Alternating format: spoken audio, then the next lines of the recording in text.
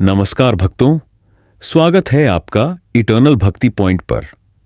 श्रावण मास चल रहा है, भोलेनाथ के प्रिय महीने का पावन समय।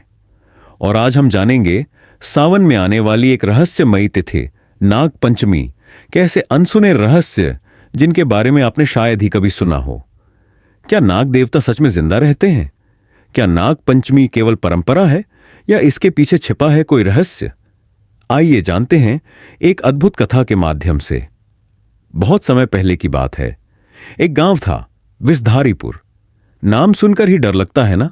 इस गांव में एक प्राचीन शिव मंदिर था और उसके गर्भगृह के नीचे एक गहरी सुरंग थी जिसे लोग नागकुंड कहते थे। गांव वालों का मानना था कि इस सुरंग में सांपों का देवता वास करता है। हर साल सावन की पंचमी को वहां से एक दिव्य नाग बाहर आता और मंदिर में शिवलिंग पर दूध चढ़ाकर वापस चला जाता। किसी ने उसे रोका नहीं, छुआ नहीं और डरने की बात तो दूर, गांव वाले उस दिन अपने घरों में दीप जलाते, मंत्रोच्चार करते और सांपों की पूजा करते। एक बार की बात है, गांव में एक नया पंडित आया जो विज्ञान में विश्वास करता था पर अध्यात्म में नहीं। उसने कहा, सांप पूजा ये सब अंधविश्वास है। दूध से शिवजी खुश होते हैं, सांप नहीं। उसी नाग पंचमी की रात उस पंडित ने मंदिर की सुरंग के द्वार को लोहे की जंजीरों से बंद कर दिया। और फिर आधी रात को गांव में भयानक तूफान आया। मंदिर की घंटियां अपने आप बजने लगीं। सुबह जब लोग मंदिर पहुंचे तो जंजीरें टूटी पड़ी थीं और पंडित बेहोश मंदिर के फर्श पर गिरा मिला। जब होश आया तो उसकी आंखों में डर था। उसने बताया, मैंने एक नाग रूपी चमकते पुरुष को देखा। उसने कहा, मैं वासुकी हूं, मैं भोलेनाथ के गले में विराजता हूं। नाग पंचमी पर बाधा डालने वालों को स्वयं शिव दंड देते हैं। अब सवाल उठता है, नाग पंचमी क्यों मनाई जाती है? महाभारत में वर्णन है, राजा जन्मेजय ने नागों का नाश करने के लिए सर्प यज्ञ किया था।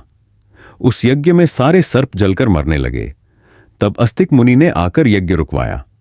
उस दिन को ही नाग पंचमी के रूप में मनाया जाता है। वैज्ञानिक दृष्टिकोण से सावन में सांप बिलों से बाहर आते हैं क्योंकि जमीन में पानी भर जाता है। लोग दूध, हल्दी और फूल अर्पित करते हैं ताकि सांप शांत रहें और किसी को नुकसान न पहुंचाएं। लेकिन आध्यात्मिक दृष्टिकोण कहता है, नाग केवल जीव नहीं, ऊर्जा है। शिव के गले का वासुकी नाग कुंडलिनी ऊर्जा का प्रतीक है। जब हम नाग की पूजा करते हैं, हम उस आंतरिक शक्ति को नमन करते हैं जो हमें जागृत कर सकती है। नाग पंचमी पर जमीन की खुदाई वर्जित है। यह नागलोक का अपमान माना जाता है। नाग को सपने में देखना शुभ होता है, धन और सिद्धि की ओर इशारा करता है।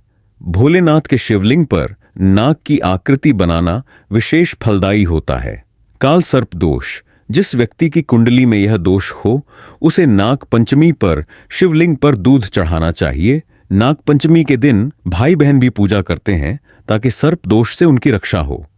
नाग पंचमी केवल एक पर्व नहीं, एक ऊर्जा से जुड़ने का माध्यम है।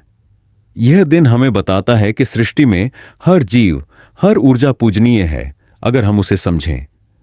तो इस सावन में जब आप शिवजी को जल चढ़ाएं, एक दीपक जलाकर नाग देवता को भी प्रणाम करें, क्योंकि जहां शिव हैं वहां सर्प हैं और जहां सर्प हैं वहां दिव्यता है। हर हर महादेव।